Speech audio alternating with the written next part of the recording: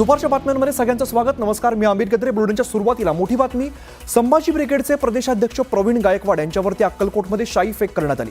शिवधर्म फाउंडेशनच्या कार्यकर्त्यांनी गायकवाड यांच्या डोक्यावरती शाई फेकत त्यांना धक्काबुक्की केली. दरम्यान आपल्यावरती अचानक हल्ला झाला असून मारण्याचा प्रयत्न झाल्याचं गायकवाड म्हणाले. तर दुसरीकडे पंढरपुरात प्रवीण गायकवाड यांना दुग्धाभिषेक घालण्यात आलेला आहे. पंढरपूरच्या छत्रपती शिवाजी महाराज चौकात संभाजी ब्रिगेडच्या कार्यकर्त्यांनी प्रवीण गायकवाड यांना दुग्धाभिषेक घातलाय.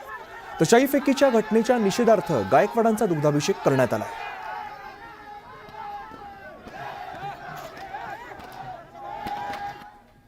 आपल्यासोबत बोलण्यासाठी प्रवीण गायकवाड आहेत. दादा, न्यूज 18 लोकमतमध्ये स्वागत आहे. 7 जणांविरोधात गुन्हा दाखल झालेला आहे, मात्र अद्यापही कुणाला अटक करण्यात आली नाही, फक्त ताब्यात घेण्यात आली. नाही, मूळ विषय असा आहे की काल अक्कलकोटला मी जन्मेजय राजे भोसले यांचा सत्कार माझ्या हस्ते होता आणि त्या कार्यक्रमाच्या निमित्ताने मी तिथे गेलो होतो.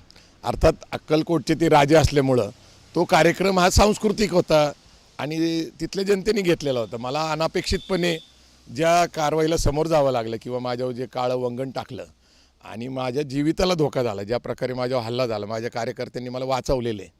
आता हा जो सगळा विचार आपण बघितला तर 2 विचाराचा संघर्ष आहे. म्हणजे एक पुरोगामी आणि प्रतिगामी. माझ्यावर ज्यांनी प्रामुख्याने हल्ला केला ते दीपक काटे आणि त्यांचे सहकारी हे हिंदुत्ववादी विचारसरणीचे आहेत आणि दीपक काटे हे भाजप युवा मोर्चाचे सरचिटणीस आहेत. आता त्यांच्यावर कारवाई होईल का, तर मला ती अपेक्षा नाही आहे. कारण तिथं असतानाच पोलीस स्टेशनला पोलीस काही सहकार्य करत नव्हते, तिथले इन्स्पेक्टर सहकार्य करत नव्हते. ते फक्त आपलं एक किरकोळ निषेधाच्या निमित्ताने नॉन बेलेबल गुन्हा टाकत होते. पण आता तुम्ही जर बघितलं तर दीपक काटेंचं बॅकग्राऊंड काय आहे, तर दीपक काटेंवर 10 गंभीर स्वरूपाचे गुन्हे आहेत, त्याच्यामध्ये खुनाचा पण गुन्हा आहे. आणि अशा प्रकारचा कार्यकर्ता माझ्यावर पाठवणे, तर ह्याचा हेतू काही प्रामाणिक आणि शुद्ध असायचं काही कारण नाही आहे. आता माझ्या जीविताला धोका आहे का, तो झालेला आहे. आता असं असताना सुद्धा नॉन बेलेबल कलमं टाकायची. खरं तर हत्येचा प्रयत्न म्हणजे 307 लावलं पाहिजे. तिथं बऱ्याच लोकांची घड्याळं, चेन वगैरे काय झटापट्टीमध्ये गेलेले आहेत, ते नंतर काही मिळालेलं नाही, त्याची रिकव्हरी झालेली नाही. तर तो एक प्रकारचा दरोड्याचा प्रकार आहे.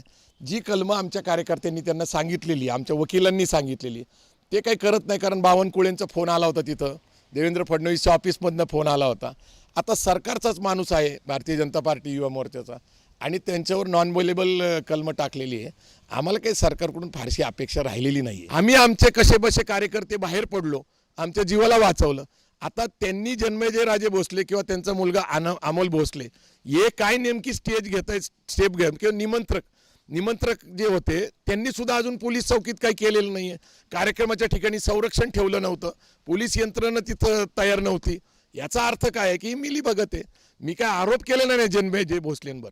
परिस्थिती जी मी अनुभवली त्याच्यावरनं संशय येण्याची शक्यता आहे की आपल्याला जाणीवपूर्वक तिथं बोलून अशा प्रकारचा हल्ला करायचा, असं शक्यतेवर आता बोललं जाते. मी काल काय बोललेलो नव्हतो, पण तिथं जी सन्मानाची वागणूक किंवा सुरक्षता किंवा जबाबदारी निमंत्रकांनी पार पाडली पाहिजे, ती काही ते पार पाडताना दिसत नाही. ते स्वतःही भारतीय जनता पार्टीशी संबंधित आहेत, त्यामुळं तो संशय अधिक आहे. जसं मराठा क्रांती मोर्चाचं एक उदाहरण आहे आपल्यासमोर, तसं आता बहुजन समाजाने लोकशाही टिकवण्यासाठी रस्त्यावर यावं आणि जे करायचं ते करावं. कुठेतरी लोकशाही टिकवण्यासाठी लोकांनी रस्त्यावर यावं अशी सध्या तरी आव्हान प्रवीण गायकवाड यांनी केलेलं आपल्याला पाहायला मिळत आहे. प्रीतम पंडित, न्यूज 18 लोकमत, अकलूज.